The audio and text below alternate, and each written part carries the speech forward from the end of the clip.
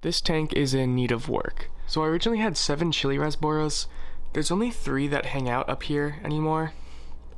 I know I have at least 4 because I just saw one on the other side of the filter box. So we definitely have work to do. I'd like to point out some other things first. So originally I put a mesh wall. I put a mesh wall on the tank when I first built it, hoping that the moss would attach and grow, which indeed it has, which is really nice to see. The algae as well has attached and grown. The substrate is way too filled with detritus. It needs to be gravel vacked, unfortunately. I am putting in more terrestrial plants. I have a bunch of pothos in here, whose roots should help with the problem. And then you can clearly see up here, I have a huge algae problem. The algae kind of grew and attached onto the moss, which is very unfortunate. I've lost many plants to this already. There was a really well growing wisteria that ended up dying on the front because it just got completely overrun. The Anubias, however, are growing great. This one has a bit of leaf dieback, but this one has tons of leaves. And the rhizomes are healthy. They don't seem to be molding or anything like that, and there's tons of roots. So we're gonna get in here and clean this out, make it look all pretty again.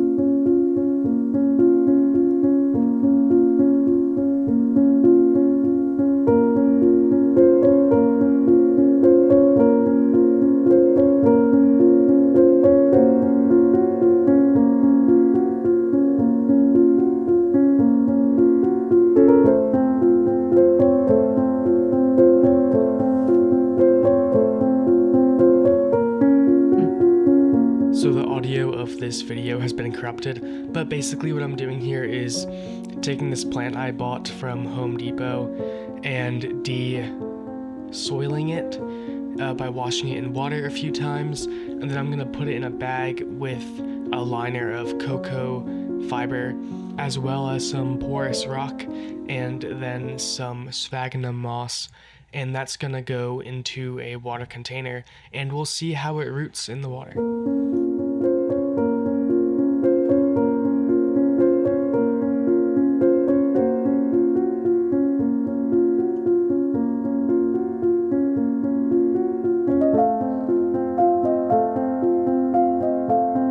I bought 3 neocaridina cherry shrimp because I needed something to clean up this algae without getting rid of all of my moss.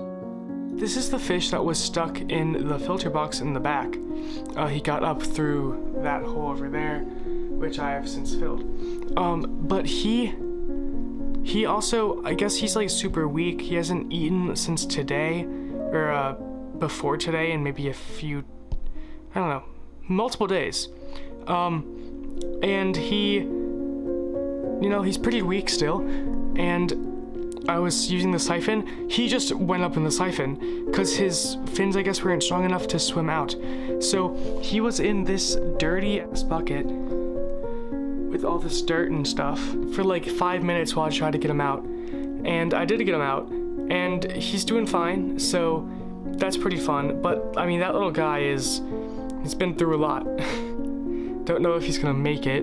I mean, that's a pretty violent thing to go through, being sucked through a siphon. I mean, he's doing fine though, which is the thing. He's doing fine, and he's fine. He's alive. I'm recording this voiceover about a month and a half later. Dude is just fine. I was just cleaning up after the first day of this, and I found another guy.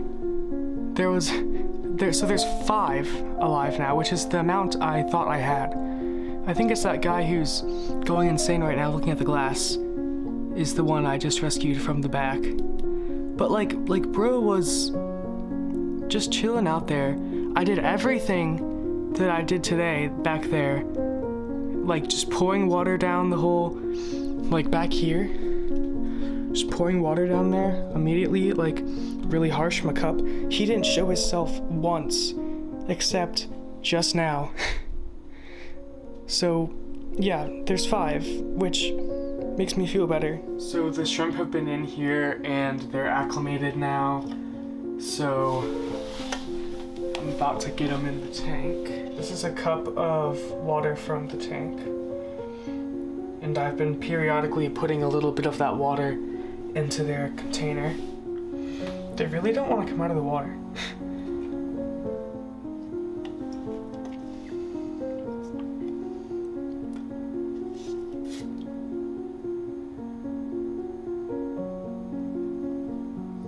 Okay, one's in.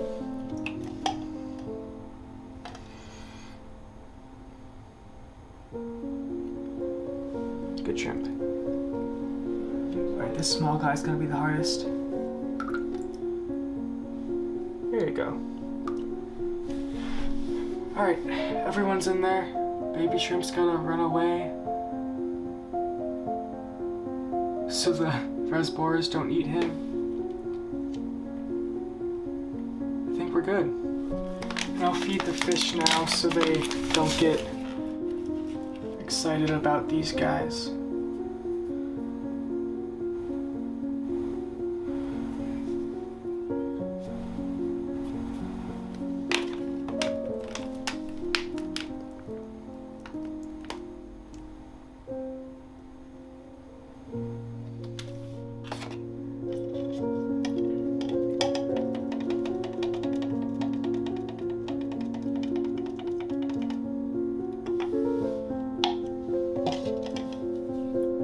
So that will be the end of the video. I know it's not looking great just yet, but I now have the shrimp in there, which will help out a ton with the algae problem.